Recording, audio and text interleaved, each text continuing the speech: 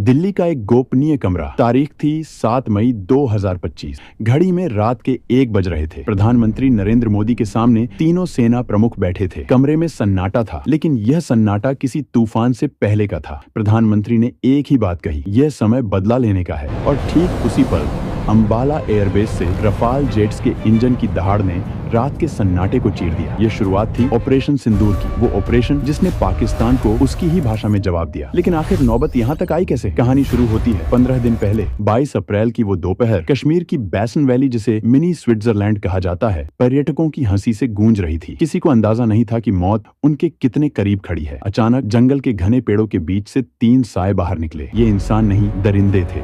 लश्कर-ए-तैयबा की नई शाखा रेजिस्टेंस फ्रंट के आतंकी।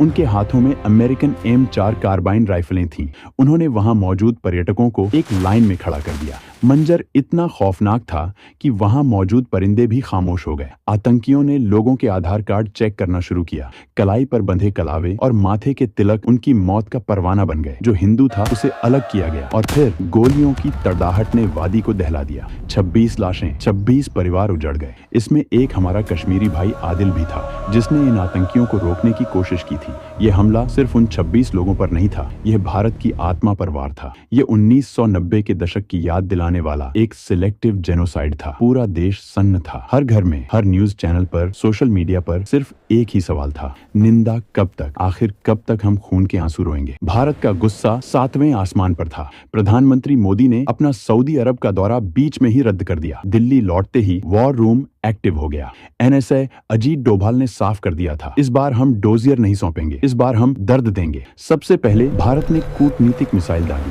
1960 का सिंधु जल समझौता सस्पेंड कर दिया गया। सोचिए, पाकिस्तान जैसा देश जिसकी खेती और प्यास भारत से बहने वाली नदियों पर निर्भर है, वहाँ क्या हाल हुआ होगा। पाकिस्तान की संसद में हड़कंप मच गया। उनके नेता चिल्लाने लगे कि भारत उन्हें प्यासा मारना चाहता है, लेकिन भारत के लिए यह काफी नहीं था। जनरल उपेंद्र द्विवेदी ने अपने टॉप कमांडरों के साथ मिलकर एक प्लान बनाया। इसका कोड नेम रखा गया ऑपरेशन सिंदूर। यह नाम बहुत भावुक था। यह नाम उन विधवाओं के माथे के सिंदूर की याद दिलाता था जो पहलगाम में मिट गया था। सेना ने एक अनोखी रणनीति अपनाई। पाकिस्तान को लगा कि हमला हमेशा की तरह पंजाब या राजस्थान बॉर्डर से होगा। उन्होंने अपनी सारी फौज वहां लगा दी, लेकिन भारत ने अपने शतरंज के मोहरे बदल दिए थे। इस बार हमला उत्तर से नहीं, बल्कि दक्षिण भारत के तंजावुर एयरबेस से उड़े सुखोई विमानों को करना था। दुश्मन की सोच जहां खत्म होती है, भारत की रणनीति वहां से शुरू होती है। 7 मई की रात 1:45। आसमान में भारतीय वायुसेना के टाइगर शार्क स्क्वाड्रन के सुखोई 30 MKI विमान बादलों को चीरते हुए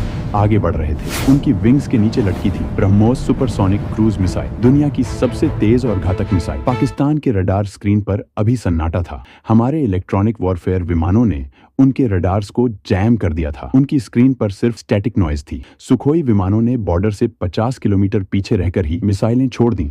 हमें उनकी सीमा में घुसने की जरूरत भी नहीं पड़ी। ब्रह्मोस मिसाइलें आवाज से 3 गुना तेज रफ्तार से, यानी 3000 किलोमीटर प्रति घंटा की स्पीड से अपने लक्ष्य की ओर बढ़ी। पाकिस्तान के बहावलपुर में स्थित सुभान अल्लाह मस्जिद, जो असल में जैश-ए-मोहम्मद का टेरर फैक्ट्री थी, वहां आतंकी अपनी जीत का जश्न मनाकर सो रहे थे। अगले ही पल एक जोरदार धमाका और सब कुछ खाक। उधर मुरीदके में लश्कर के हेडक्वार्टर पर भी आसमान से मौत बरसी। उनके कम्युनिकेशन टावर्स, हथियारों के गोदाम और ट्रेनिंग सेंटर, सब कुछ मलबे के ढेर में बदल गया। यह हमला इतना सटीक था कि पास की सिविल आबादी को खरोंच तक नहीं आई, लेकिन आतंकी ठिकाने जड़ से मिट गए। इसे कहते हैं सर्जिकल प्रिसिजन। लेकिन घायल सांप सबसे ज्यादा खतरनाक होता है। अपनी जनता के सामने शर्मिंदा होने के बाद पाकिस्तानी सेना ने 8 मई की सुबह पलटवार किया। उन्होंने इसे नाम दिया ऑपरेशन बोनियन आर्म मरसूल।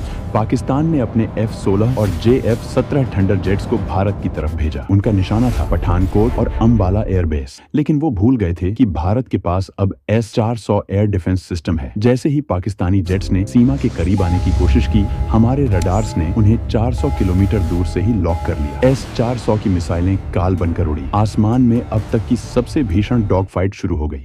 एक तरफ पाकिस्तान के F-16, दूसरी तरफ भारत के राफेल और मिराज 2000। हमारे पायलटों ने गजब के हवाई करतब दिखाए। उन्होंने पाकिस्तानी जेट्स को दौड़ा कर खदेड़ा। खबरों के मुताबिक हमने उनके 5 जेट्स मार गिराए, जिसमें उनका एक कीमती AWACS अर्ली वार्निंग प्लेन भी शामिल था। हालांकि युद्ध में नुकसान दोनों तरफ होता है। हमने भी कुछ तकनीकी खामियों और दुश्मन के हमलों का सामना किया, लेकिन हमारी वायुसेना ने दुश्मन को भारतीय जमीन छूने तक नहीं दी। लेकिन असली कहानी यहीं खत्म नहीं होती।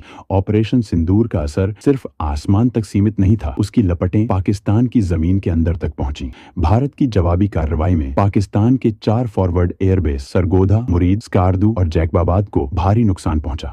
रनवे पर खड़े कई फाइटर जेट उड़ान भरने से पहले ही राख बन गए। एयर डिफेंस सिस्टम, जो पाकिस्तान की आखिरी ढाल थे, एक एक करके अंधे हो गए। उनका पूरा एयर कमांड नेटवर्क मिनटों में बिखर गया। इधर जमीन पर हालात और बदतर हो चुके थे। कम्युनिकेशन टावर्स तबाह, रडार स्टेशन खामोश और सैन्य ठिकानों में अफरा तफरी। पाकिस्तानी सेना को अपने ही पायलट और यूनिट्स से संपर्क टूटने की खबरें आने लगी। 10 मई की शाम आते आते पाकिस्तान की कमर टूट चुकी थी। पाकिस्तान के पास लड़ने के लिए ईंधन खत्म हो रहा था।